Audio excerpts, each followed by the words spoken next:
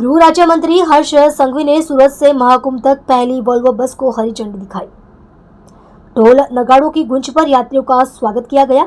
इस कार्यक्रम में सूरत के महापौर दक्षेश मवानी और विधायक भी उपस्थित थे। लोगों ने सरकार के प्रति आभार व्यक्त किया। लोगों ने कहा कि हमने कुंभ जाने की उम्मीद छोड़ दी थी, लेकिन सरकार की इस घोषणा से हमें खुशी हुई। यात्रियों ने गरबा खेलकर अपनी खुशी का इजहार किया। आने वाले दिनों में सभी शहरों में और अधिक वोल्वो बसें शुरू की जाएगी। आप देख रहे हो माया नगरी न्यूज चैनल, संपादक दीपक गुप्ता के साथ।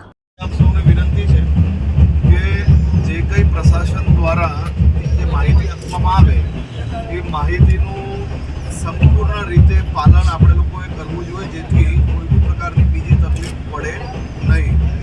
રસ્તામાં આવતી જતા 2 દિવસ તમારું રાત્રિ રોકાણ માટે રસ્તામાં વ્યવસ્થાઓ હોટલમાં કરવામાં આવી છે। ત્યાં બી ગુજરાત ટુરિઝમનું જે ડોમ બનાવવામાં આવ્યું છે, એ ડોમ હાલમાં બસો જતી હતી એના માટેની વ્યવસ્થા કાલે જ આપણે એ ડોમમાં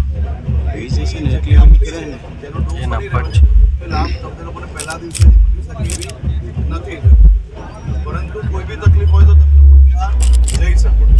પરંતુ ભીડભાડમાં કોઈ બી પ્રકારે ત્યાં જતું જ રહેવું, આપણે કલાક બે કલાક હશે તો બસ તમારી રાહ જોશે, પરંતુ તમે ભાગાદોડીમાં તમે કોઈ પ્રકારે જતા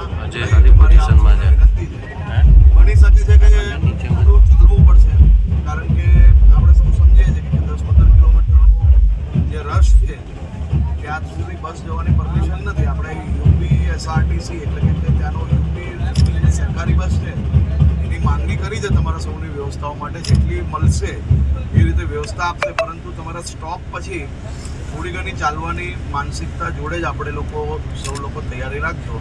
એટલે જે તમારું પહેલું સ્ટોપ છે એ સ્ટોપથી કુંભ સુધીનો જે રસ્તો છે ત્યાં સુધી પૂરતી ઊંઘ વચ્ચે રસ્તામાં લેવી જોઈએ, જેથી તમને લોકોને ત્યાં આખો દિવસ સારી રીતે તમે લોકો આસ્થાનું સંપૂર્ણ તમે લોકો અલગ અલગ જે આપણા ત્યાં વ્યવસ્થાઓ છે અને ખાસ કરીને જે મંડળો દ્વારા સેવાકીય કેમ્પો છે અને અનેક જગ્યાઓ પર જે આપણા મહાન સંતો જે લોકો હાજર છે તે જગ્યાઓ પર આપ લોકો આરામથી જઈ શકો અને પૂરો તમારી આસ્થાનો જે ડૂબકી છે એ સારી રીતે મારી શકો તેવી આપ સૌને શુભકામના।